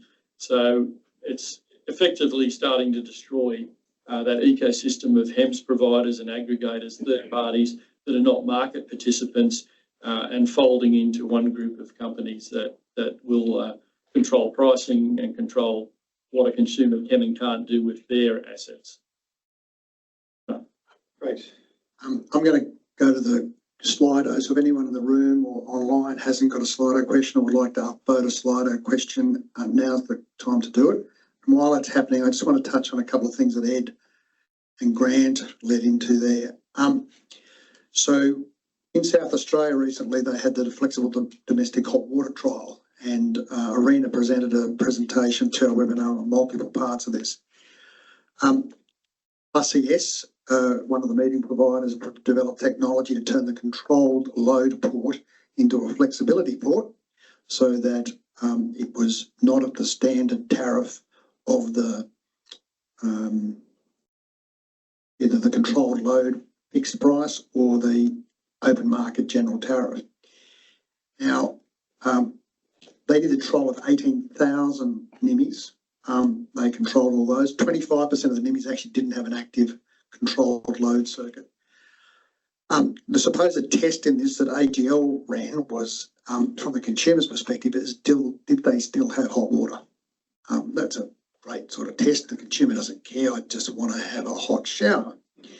The report found, published by UNSW, that not only do they get hot water most of the time, but they also save $63 compared to their previous control load circuit. Fabulous. AGL made 480. Now there's a problem. There's a problem there in about sharing of the revenues. Now Grant touched on the work CET has done. It actually did work for Sapin in exactly the same way for managed hot water, and the consumer saved 750. So that suggests that AGL is not only a thief, but an inefficient thief. Now, I'm being harsh, I'm being particularly harsh there, but I think this is part of the thing we need to go to. I'll also say that here is another problem that a senior network executive, when I discussed this challenge with them, they went, well, AGL's got to make some money because they're going to go broke. You know, because we moved all our hot load in our state, which is not a South Australia in this particular case. They said, they'll go broke. Well, I said, well, the first problem is in South Australia, they have no coal. Second problem, yes, we do have coal, but it is not your problem. And it is not the DNSP's problem to solve problems for retailers or, for that matter, aggregators or whatever. At the end of the day, the asset that is out there that the DNSPs manage is a community commons. It's a community for us, not an asset for the business.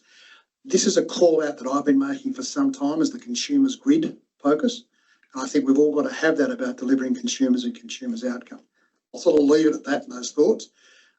Simon English has asked, should there be different focuses on batteries for how they are used? And batteries behind the meters are really part of the house infrastructure, and really is it about interoperability and safety at the home, and batteries in front of the meter which have different needs, which I'll throw in energy storage as a service. Does anyone want to address that question? Anyone want to have a go at that? Oh, there we go. Dean? Look, we're a room full of engineers, so I'll start from that angle. Electricity storage of any type, batteries, moves energy in time. That is the fundamental semantic thing that it does. Where it is broadly irrelevant, provided it's connected to the grid. We can have a conversation about it contributing to whatever services are available, be they behind the meter services for providing energy. Maybe it's backup if there's a grid outage, maybe it's frequency control, maybe it's system restart if the standards allowed it, whatever. This bifurcation of like a fundamental semantic thing, moving energy in time, into, well, no, this device is connected over here, so it can't do those things, is just, it's a matter of business model, not physics or communication or anything else, or even regulation. It's simply a matter of business model. The value that you're talking about with the hot water stuff and AGL being an inefficient thief, which I like. We shouldn't use that language, by the way. Yeah, let's stay clear of that. Is simply a business model thing. The fact that the economic value has been liberated from a hot water system to deliver a service, which is basically a wholesale arbitrage, is substantial and critical and important. And standards are about the engineering of liberating that value. Business models are about making sure the economic value or consumer surplus is distributed. And so I think it's important to separate the two from each other. the physical, engineering, electricity service, liberation of value, and then the business model by which that liberation of value is spread and more items are allowed to participate or can participate or exist to participate in that liberation of value. That's a business model concern. So I just don't see people succinctly enough holding that in their heads. Standards, what we're here to talk about, are an engineering, communications, physicality, liberation of value concern. I think you're possibly right there if you're trying to make money as a business. The question is around consumers things. So we saw AEMO the other day actually managed to generate about a gigawatt or so of phantom load. And the only thing that saved AEMO from itself was primary frequency response. And there's no reason why with standards we can't have primary frequency response in all our inverter-based resources. And we don't need a market and we don't need businesses to make more money. So it's very challenging in here. I understand businesses like Dean's and other ones, we need the innovation and things like that are going to come. But somewhere in this, we need to have consumers. Now, I think there's a question at the back there. First of all, to Mark and then to Sandy. Yeah, just in relation to your question, Tim, about batteries, and I know I'm going to hit a hot button for you here. Walled gardens. Some batteries you can control, some batteries you can't control, some batteries are nerfed. They've deliberately had functionality disabled to the consumer or to the consumer's agent. I totally agree that not all consumers actually care about being able to control their battery or not be able to control their battery. But if a battery's been nerfed so that the consumer or the consumer's agent, and the consumer's agent might be their retailer, it might be an independent third party, it might be someone else. If they can't control the battery either, I think this is a dangerous path that we're heading down with walled gardens. And I think Standards and Standards Australia have a really important role here.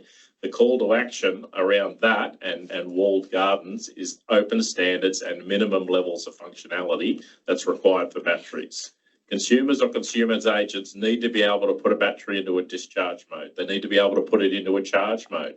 They need to put it into a load following mode. These are fundamental attributes of batteries that consumers aren't trusted with by some battery manufacturers.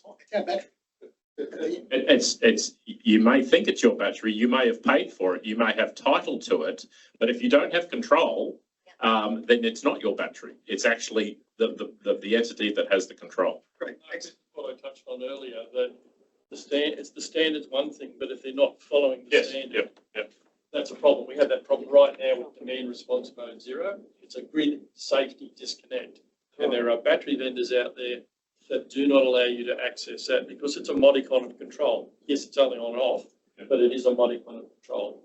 And we can have all the standards in the world, but unless we find a way to enforce the standards, it's not going to work. We are getting really close to time, Sandy. Real person in the room. Yeah, actually, I was going to apologise because I'm not an engineer, nothing like it, but I do know something about communications. So I have a comment and a question. The comment is, this has been an extraordinarily valuable session for a non-engineer. There's a lot that I'll have to digest, but boy, oh boy, I've got a ton of content and questions. But I've also noted that there are many talented people in this room that would make a terrific podcast that should be something like the People's Grid, People Power or something like that, because you need to get this information out into the world. And speaking of that information, comment that a leader made in her address and also a comment that you made about sort of consumer awareness and knowledge about their energy systems and the desires. So Alida, I was really interested when you were talking about the focus group information. I thought I understood you to say that you were surprised of the level of that people wanted to know how things worked, and that surprised you. And you said a bit about that. And then your comment was, which is something that I've always thought and wanted myself, is that I kind of want to know how it works because I'm a journalist and I'm writing about it. But I don't really care and have the time when I'm at home and I just want things to work. So what did I misunderstand about those two different sort of ends of the spectrum? And again, how do we communicate that and make that useful in creating more demand, more power with the consumers to get the grid they deserve? There's an answer to your question. What's that? There is an answer to your question. There was an answer? There is an answer, but yeah. Oh, okay. I'll just make one quick comment, which is, I suspect part of the difference in findings in surveys and focus groups and things is actually the method of research as well. Is that when you sit people down and you talk to them for a while, you actually get to a different position as you do when people answer surveys. And I think we need to be mindful of the types of research we do on consumers. So that's the only comment for me. Did you get the impression when you found that from the focus group that people, that they wanted to get off the grid, they didn't want anything to do with the grid, but also they wanted to know how things work? Do you think that was motivated by a massive desire to actually have agency and control and to not be under? So that is a driver of people that normally wouldn't probably want to know how things work, but are really they're sort of going that way. They're incentivized to go that way out of desperation. I think it's a transparency piece where they want to be able to know. Right.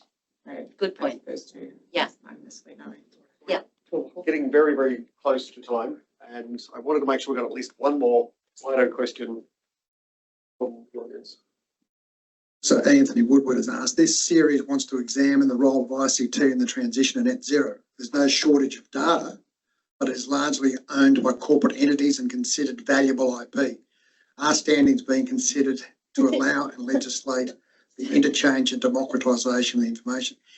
Anthony, this is what Grant was talking about earlier, and the importance of people actually contribute to this draft directions paper the AEMC has put out, that people do need to get more involved about their data and their ownership.